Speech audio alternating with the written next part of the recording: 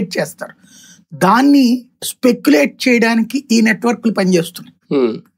హిందువులు దాడులు చేస్తున్నారు, ముస్లింలకు భద్రత లేకుండా పోయింది, ముస్లింలు అభద్రతా భావంతో ఉన్నారు. ఇది వాస్తవంగా మన ఇళ్ల మధ్యలో ఉన్నటువంటి ముస్లింలకు అసలు విషయం తెలుసు. కానీ పాకిస్తాన్ లో ఉండే ముస్లింకి ఏమి తెలుస్తుంది? కానీ వాడు ఇప్పుడు రావట్లేదు. కాశ్మీర్ లో ఉన్న ముస్లింకి ఏం తెలుస్తుంది?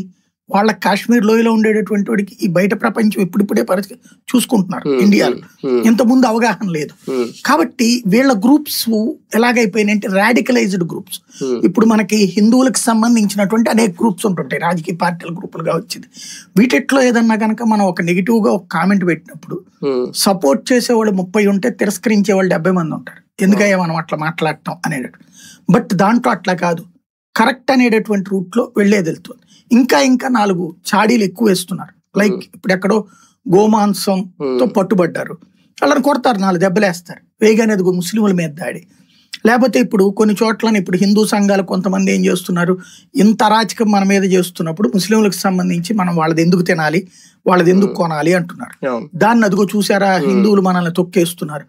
ఇలాంటి ప్రాపగాండాని వాడుకునేటటువంటి వర్గం, దీన్ని బాగా ప్రచారం చేసేటటువంటి వర్గము వాళ్ళు ముస్లింలు కాదు.